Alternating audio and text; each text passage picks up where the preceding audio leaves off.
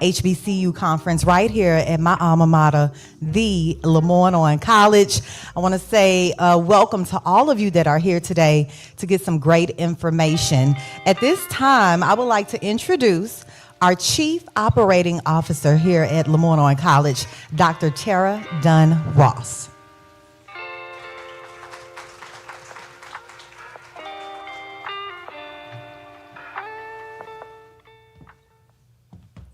All right, good morning to each of you. It is my distinct honor and pleasure to welcome you to Memphis's HBCU, the fifth oldest HBCU in the nation, LeMoyne-Owen College.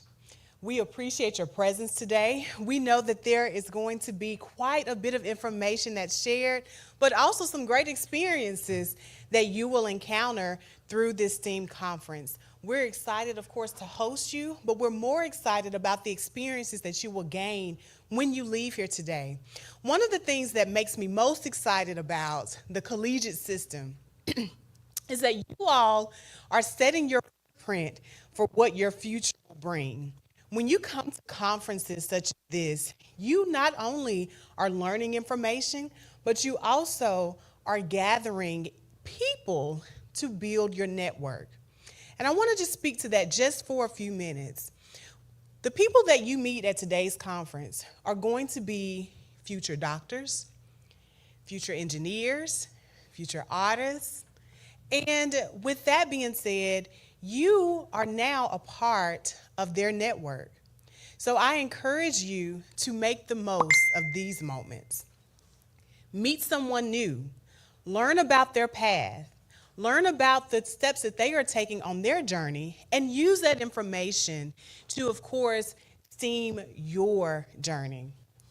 You also will be coming in contact with people who are professionals in their field.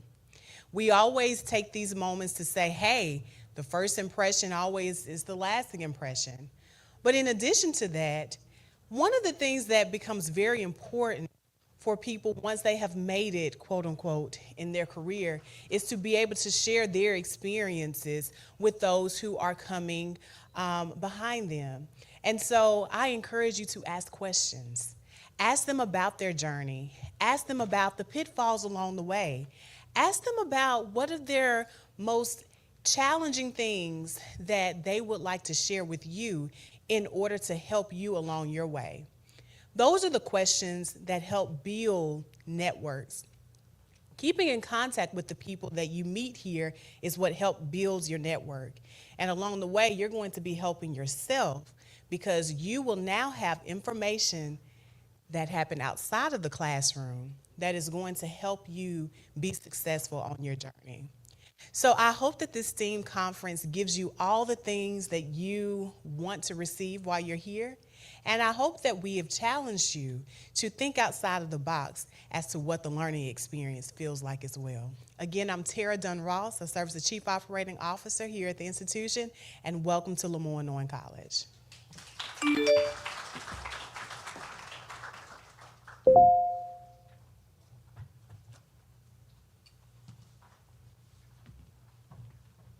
Thank you so much for those amazing words, Dr. Dunn Ross. And at this time, I would like to introduce one of our esteemed community health workers here at the LeMoyne-Owen College. I've worked with him on quite a few projects here at the school. He is an amazing intelligence student here, very charismatic, I might add. His name is Robert Briggs. Let's give him a round of applause.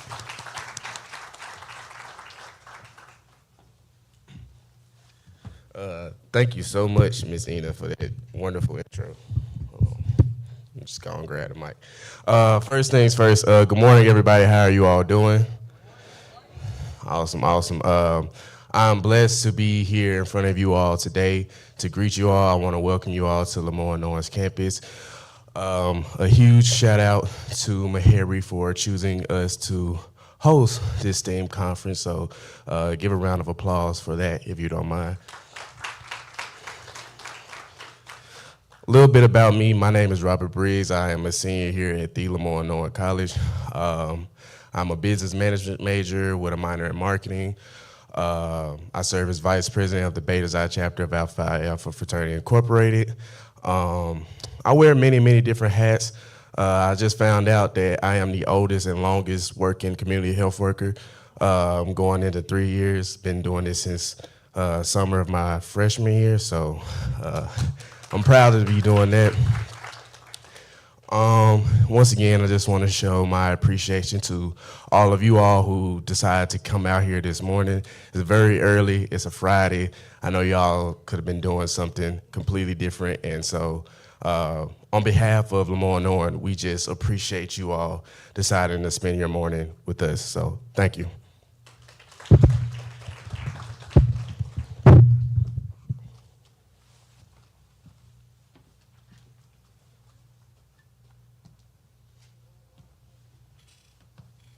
Okay, so with that being said, let's get into our speaker series breakout sessions. So throughout the day, I'll kind of give you guys some directions on where you all need to go and what we're doing next. So each group will have a host guiding them to their different sessions. Now, if you have a purple wristband, who has a purple wristband? Okay, please see the host on your right. You will follow them to your first breakout session. Where is our host for the purple group? Over here, let's let everybody see you. That is your host, purple wristband group. Now, if you have a yellow wristband, raise your hand. Okay, so please see your host on your left. Where is our host? There she is. And you will also follow them to your first breakout session. Now, each group will switch after 25 minutes with assistance from their host. If you guys have any questions, please ask your host, and let's get our day started. Thank you so much. Okay, yellow will remain here in the little theater.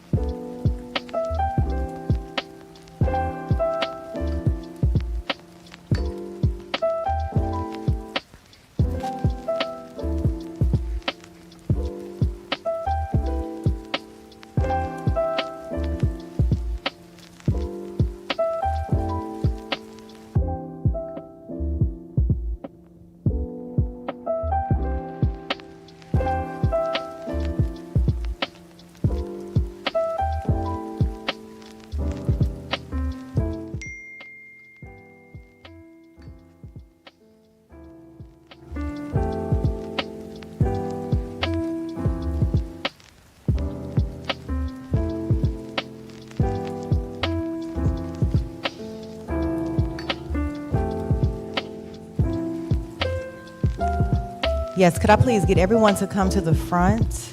of the Lille Theater.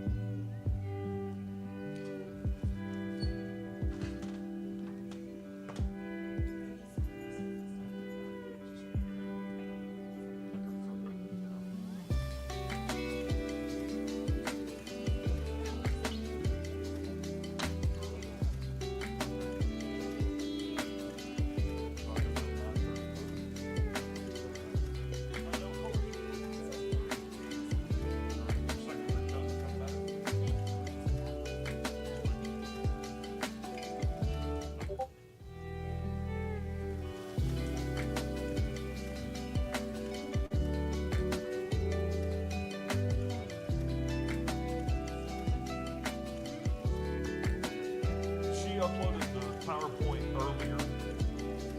Should be like UTRFC.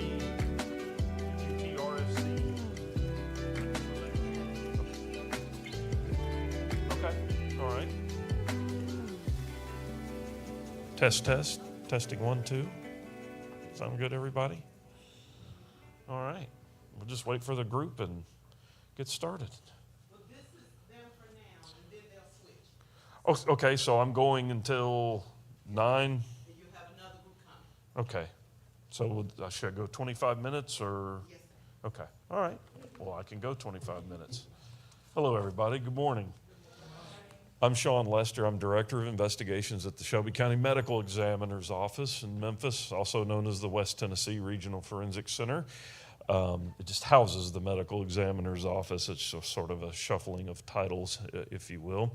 And I'm the Director of Investigations there. This is an office I've worked in for just shy of 20 years. I'll hit 20 in spring of 2025.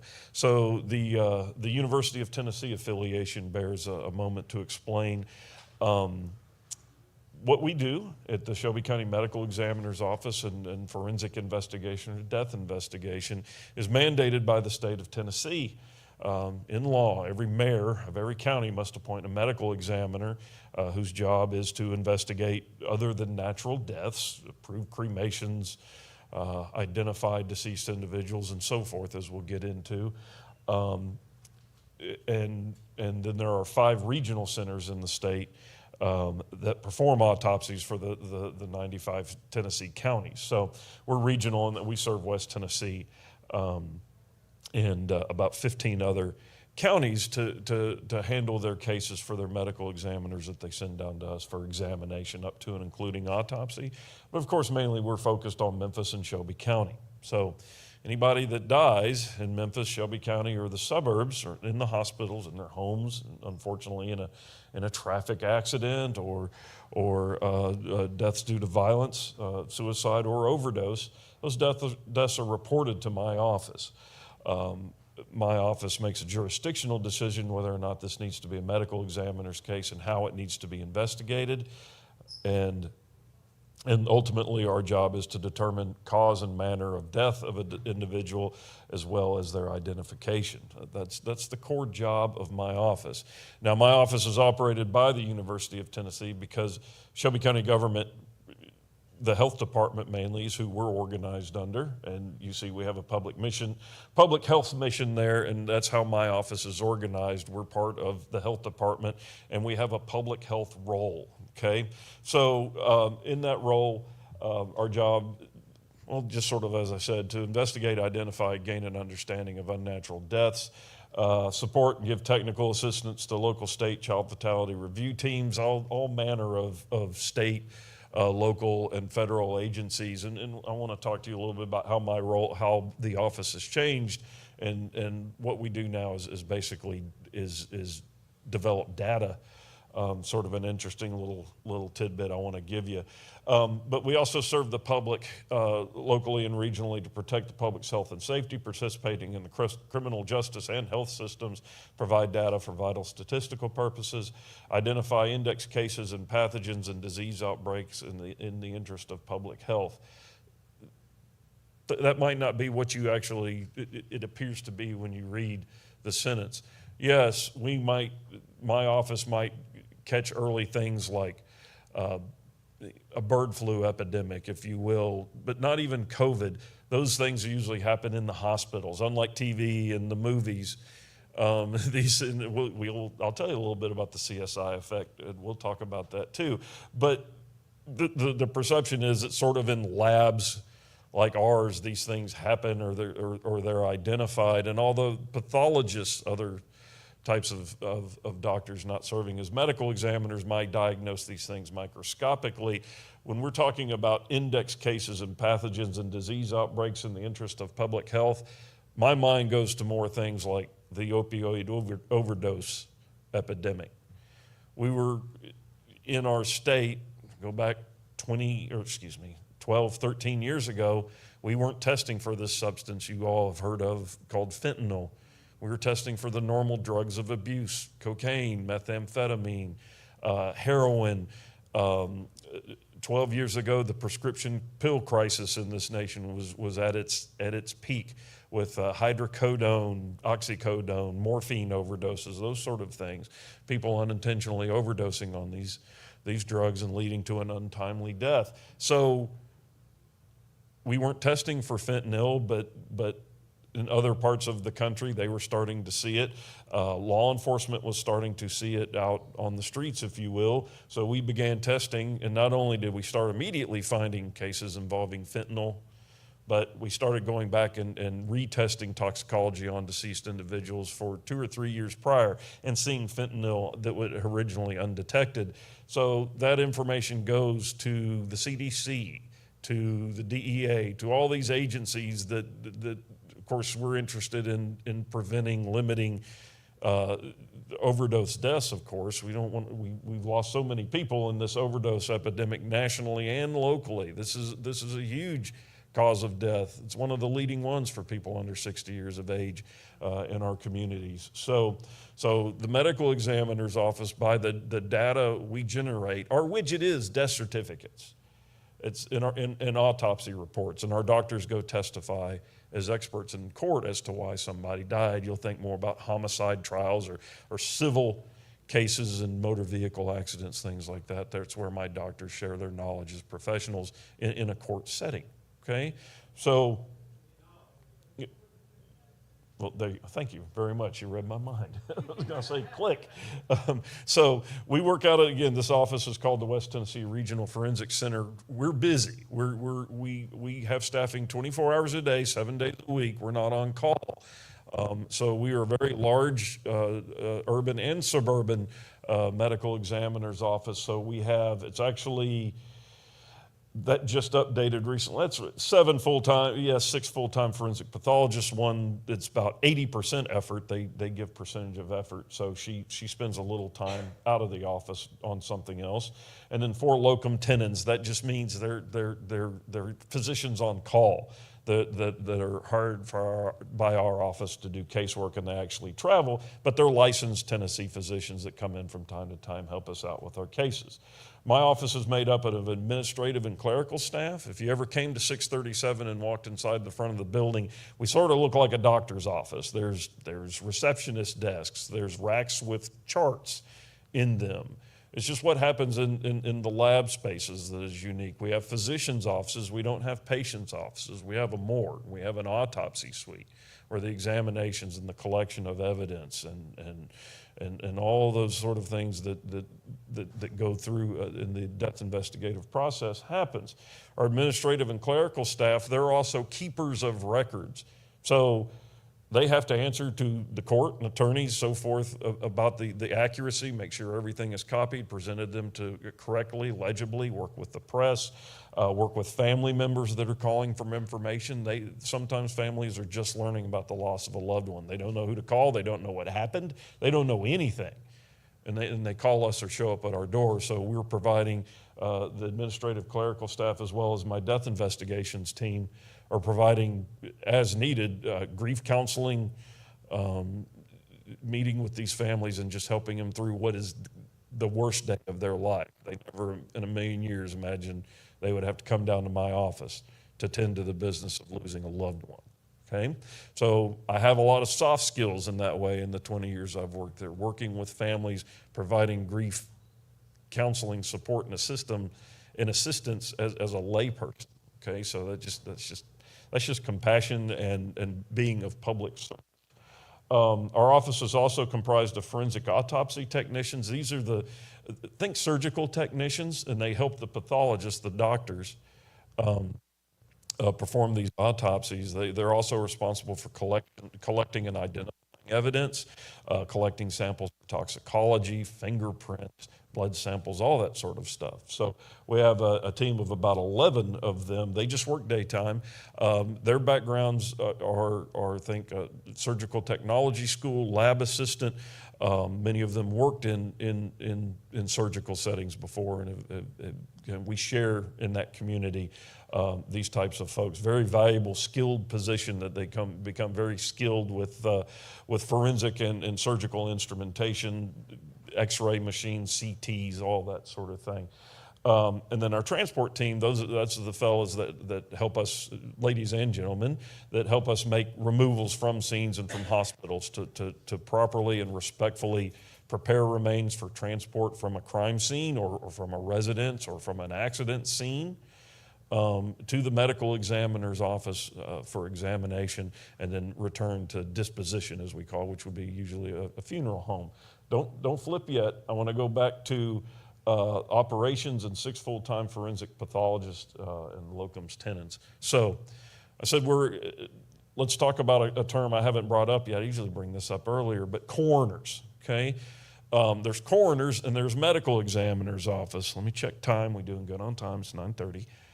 I will talk over. I'm just telling you right now, they're going to be going, So coroners, about half the nation of states are coroner states. Every state that touches Tennessee is a coroner state. Arkansas, Mississippi, Missouri, Kentucky, all the way around, they're coroner states. Coroners are elected officials. I work closely with the DeSoto County coroner. He's a registered nurse. I work closely with the Tunica County coroner, Glenn Grant. He's a school teacher and EMA guy. James Anderson is the coroner in Marshall County, so Byhalia, and James is a funeral director. So all different backgrounds, walks of life. It's a political office, but they're charged with investigating deaths in their county. They don't perform autopsies. They send their cases to Jackson or Biloxi, where a forensic pathologist will do the autopsy for them. Okay? In Tennessee, we're a medical examiner state, and this is how this came about.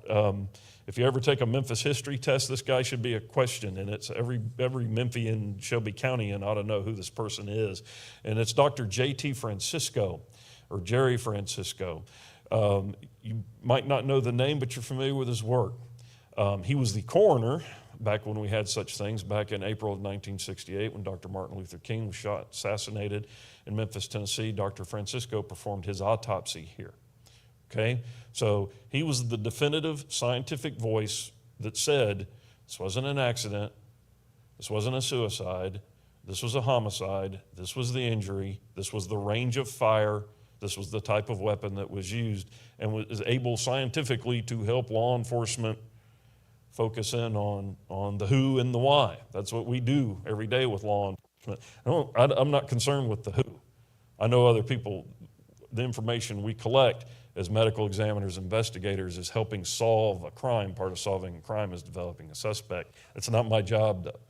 My job is collect, preserve evidence, observe, record, document. So Dr. Francisco, that was his first high-profile case probably, and it was the long-standing Memphis and Shelby County medical examiner and coroner. Another high-profile case of his was Elvis Presley in August of 1977 when Elvis passed. Dr. Francisco performed the autopsy on Mr. Presley's remains. In his tenure as coroner, he saw that this type of work did not need to be law enforcement associated, nor did it need to be under the guises of an elected official. That the medical examiner's role being, as we've discussed a couple of times, to determine cause and manner of death, needs to be apolitical. So best way to make that apolitical is bring in a scientific process. Thus, you have physicians that are making these decisions. So those 6 full-time forensic pathologists, they're medical doctors.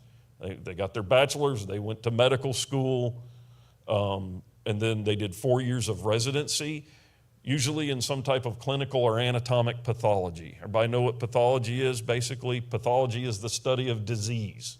They are disease doctors, which aren't all of them, but they specialize in disease. Some of them go on to be dermatopathologists. These are guys that would go to work for a dermatologist, that you go to a doctor, you got a mole on your arm, the doctor lops it off, they send it to the lab, and then they'll call you in a few days. Well, the lab is a guy, it's a pathologist with a microscope, and he looks at that slide, that little piece of tissue that you submitted from your arm. He looks at it microscopically to say it's cancerous, it's non-cancerous, you need to keep an eye on that, it's this, it's that, classifies it, and lets the doctor know, what how he should treat it, or he or she should not treat it. Okay, that's what a dermatopathologist do. Some pathologists work in the hospital, looking if there's surgeries, looking at organs or tissues that are removed, and then helping run samples, if you will, cultures, blood cultures, all that sort of thing.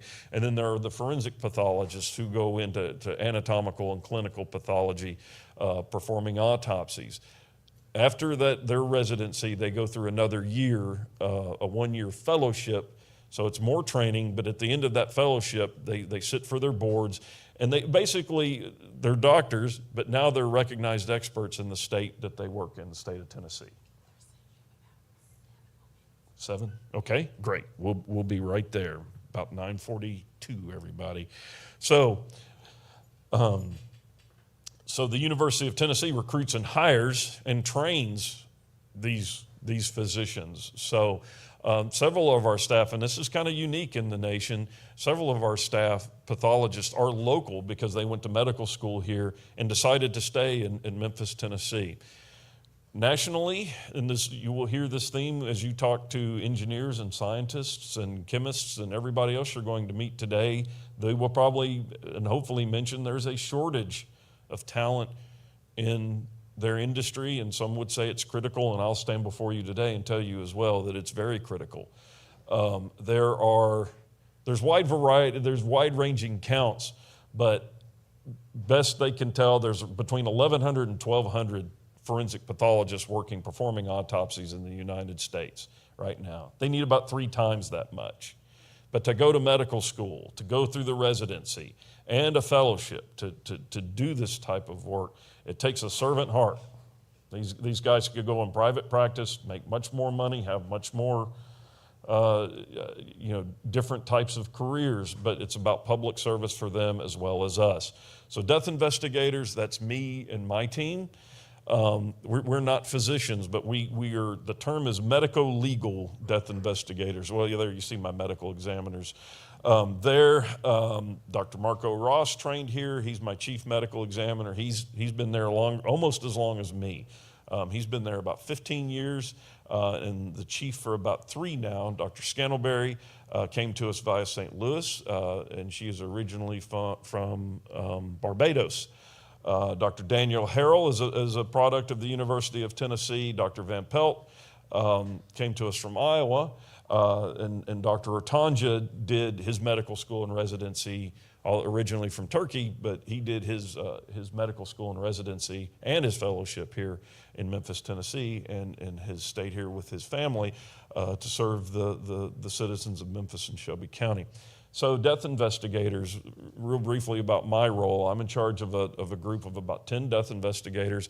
We're called medico-legal death investigators. So I bridge the gap between the medical side of things, medical records, talking to doctors, reviewing death certificates, cause of deaths, statements, that sort of thing, and then the legal side of things, sort of the narrative of what happened, who, what, when, where, and how. We go to crime scenes. We're responsible for the body on the crime scene. So we work with law enforcement who's responsible for the actual scene.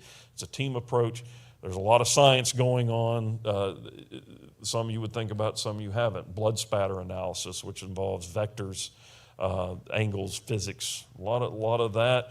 A lot of knowledge of anatomy and physiology, and my background with investigations and airline accident investigation and all that. I'm more on the legal side of things. I have no formal medical training, but I've learned it in the 20 years that I've been there. So there we go.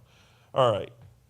This is just a little bit about what registered medical legal death investigators. I have to sit for a board exam, ABMDI, it's a big spaghetti word. It's American Board of Medical Legal Death Investigators is what that is. But we take the initial reports of death. We prepare a report. Written and verbal communication skills are very key in what we do. You have to be willing to write, be good at it in narrative style, which means dry and boring. I saw this, I was told that, it was this time, it was this temperature. I saw that here, I saw that there. It's not like reading Stephen King or something at all. It's very dry, and that's the point. We're describing something. Assuming jurisdiction, we make a decision if a case needs to be a medical examiner's case normally or not. We help at the crime scene, as I was discussing. But mainly what I'm doing is I'm looking in medicine cabinets. I'm talking to family members. I'm asking about psychiatric history, medical history. How have they felt lately? How's their health been? Psychiatric, substance abuse, mental health, those sort of things. And it's all just to prepare a report for my doctor to determine cause and manner of death, working with the families on that history and working them through this process. So I have several brief, wonderful relationships with people that I was saying to the group earlier. They're going through the worst day of their life, and just to be helpful to them with information and encouragement and will help you get through this and by answering questions of what took your loved one, and this is how we're helping. So we work closely with the family members to provide at-need grief counseling. as needed, and then work with a multitude of agencies. In my last 2 minutes, I'll tell you that my industry is changing. Not what we do. We won't be replaced by AI. It can't do it. CT scanners and new medical technology cannot replace doctors, medical examiners performing autopsies and seeing with their own eyes the disease or derangement that's going on in that deceased individual and determining the cause of death.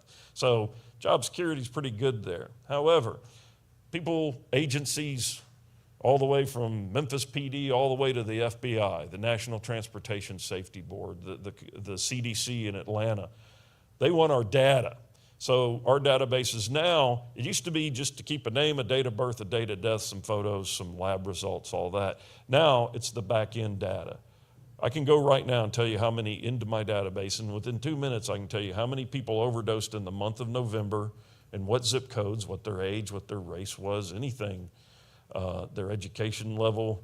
Can't get to you if they're left-handed or right-handed yet, but it may happen someday. But it's information that we collect, and that's information is what we push now.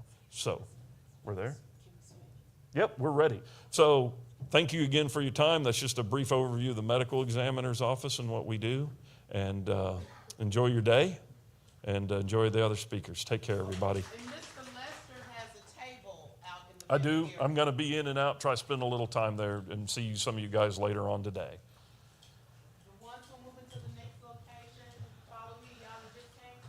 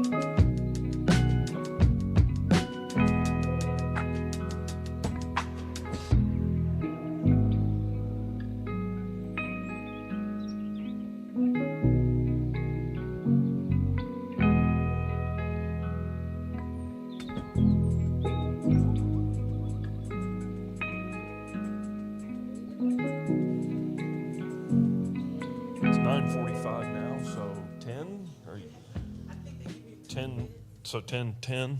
Okay, we'll keep it to that. All right, everybody.